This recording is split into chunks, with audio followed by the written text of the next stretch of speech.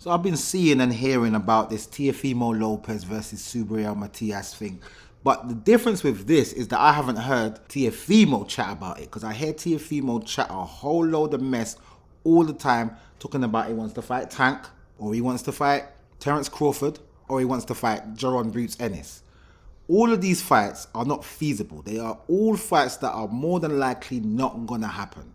Then all of a sudden, I hear that Bob Arum is saying that they're putting in a bid for Teofimo to fight Boots. So Boots Ennis was talking about he was considering going up to 154. Then he changed his mind and said he wants to stay at 147 to become undisputed. So in everybody's mind, Jaron Boots Ennis only wants to fight the other champions at his weight class, or maybe defend the title in a mandatory situation. All of a sudden, Teofimo comes from left field with Bob Arum. Well, Bob Arum comes out and says, I'm putting in a bid for Teofimo to fight Boots. I was like, this is confusing. Teofimo, sometimes I just think Teofimo is full of crap. To be honest with you, Teofimo, I've been following him since he was in his single figures as a pro, from like 4 or 5 fights in. And I was like, this guy looks good. This guy looks good. He fights well. I like his shot selection. He's a boxer puncher, which is more than likely my favorite style to watch.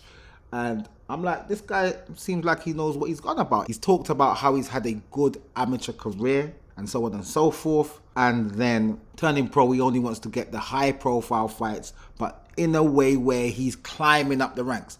And to get to the fight where he fought for the IBF title, he did do the necessaries. He did go up the rankings. I respected everything. I was like, this guy's a Donny. As soon as he gets that title, he turned into a madman. He turned into a prima donna. He turned into a, I'm worth 500 million every time I get in the ring. So I just don't even listen to anything he says. Bob Arum says when he's talking to Teofimo Lopez, it's like he's talking to Alice in Wonderland. He said that out of his own mouth. That summed up everything that I thought about Teofimo Lopez in that one statement. So anyway, all of a sudden, I see Teofimo Lopez to fight Subriel. I'm like, yo, that's a fight that Teofimo can win because of his base style and because of Subriel's base style. So I'm thinking maybe this is actually a fact, because they're both at the moment with top rank. Now, Teofimo Lopez has been trying to get out of his deal, but he can't. He just can't. So it looks like he's going to have to carry on fighting for top rank. And where Subriel Matias fights for top rank, I'm like, yo, this is a fight that looks like it could be made. And then Mike Coppinger puts out an article on the ESPN website. Sources. This is these script writers' favorite thing to say, sources. Teofimo Lopez, Subriel Matias finalizing March 15 fight.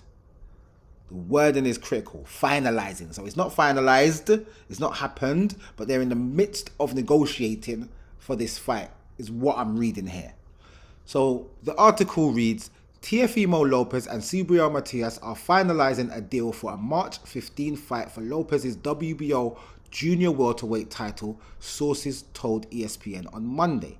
The 140-pound title fight, Lopez's third defense, will headline Top Rank Boxing on ESPN Plus pay-per-view. There's no location set, but the bout will take place in the US. Lopez, 21 wins, 1 loss, 13 knockouts, is ESPN's #1 junior welterweight. The former undisputed lightweight champion is coming off a June decision victory over Canadian level fighter Steve Claggett. Before that, Lopez struggled in a decision win over Jermaine Ortiz in February. The 27-year-old Brooklyn, New York native won the title in dominant fashion from Josh Taylor in June 2023. Lopez's best win came in October 2020 when he outpointed future Hall of Famer Vasily Lomachenko for the lightweight championship. Matias, 21 wins, 2 losses with 21 KOs, is ESPN's #8 boxer at 140 pounds. He lost his IBF junior welterweight title to Liam Paro in June in a major upset in Puerto Rico, where he was born and still resides. The 32-year-old volume puncher is one of the sport's top action fighter. Matias rebounded from his second loss with a second round TKO of career opponent Roberto Ramirez in November. Matias avenged his previous loss with a 9th round TKO of Petros Ananian in January 2022. Matias won the IBF title with a 5th round TKO of Jermaine Ponce in February 2023 and stopped Shohajohan Ergashev in 5 rounds later that year in his lone successful defense. So let me clean up this article a little bit because Mike Coppinger is talking some doo-doo in here. Some of what he's saying is not correct, it's false. Firstly, he said the former undisputed lightweight champion. Teofimo Lopez has never been undisputed. I don't know where you're getting that from. He's never been undisputed. He was unified. And because he never had the WBC belt, Devin Haney had it at the time, he was not undisputed. He had a French fight belt, which was not classified. Then he said Canadian level fighter Steve Claggett. Canadian level fighter, what does that mean?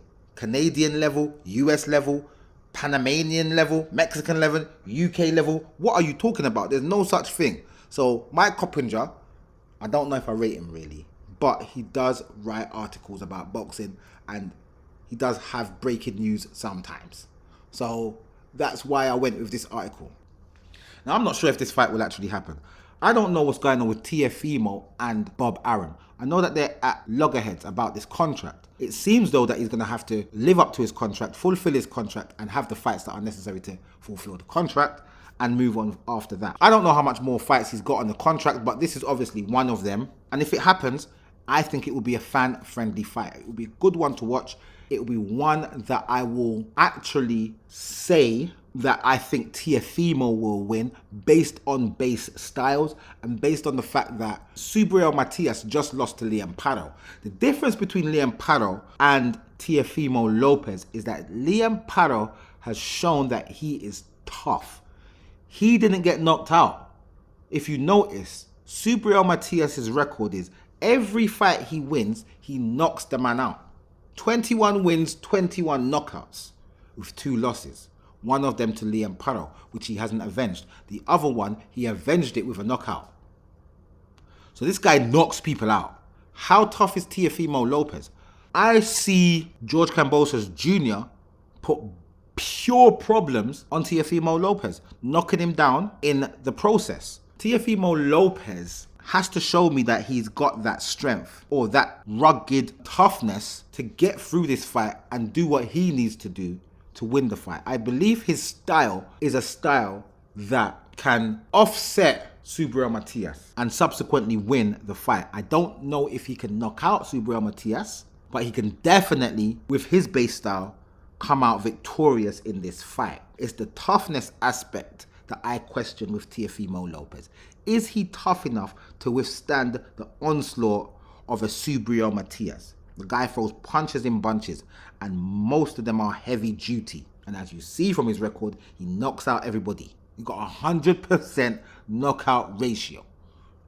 Yeah? So, we'll see how this pans out. I'm not too sure if it will actually happen. That's my question. Will this fight actually happen?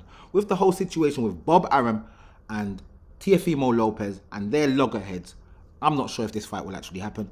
But in all honesty, I am sure Teofimo Lopez is going to have to toe the line and have the fight. He was talking about giving up the belt and moving up to 147. But when he'd done that, he said he wants to fight Boots. But he wants to fight Boots only on the East Coast. He won't fight him on the West Coast of America. I don't understand all that. I'm only going to fight you on the East Coast. He said, I'm only going to fight you on the East Coast. I'm not going to fight you on the West Coast. And then after that, I don't even want to fight you only on the East Coast. It has to be in Brooklyn. Has to be in Brooklyn or we're not going to have no fight. What kind of stupid mess is this? That's why I never made any comments about that type of situation, because I could tell that it was pure fraff. I don't like to talk about fraff. And Teofimo Lopez likes to fraff. He likes to talk bogey. And I don't respect it, but I do respect his style. And I do respect his abilities. He struggles with pure boxers. He struggles immensely. But he has a lot of success against pressure fighters, such as Josh Taylor. Josh Taylor is an ultimate pressure fighter. Look what he done to him. Now he's up against another pressure fighter if they make this fight. So we'll see what happens going forward. And I'll see you guys in the next video.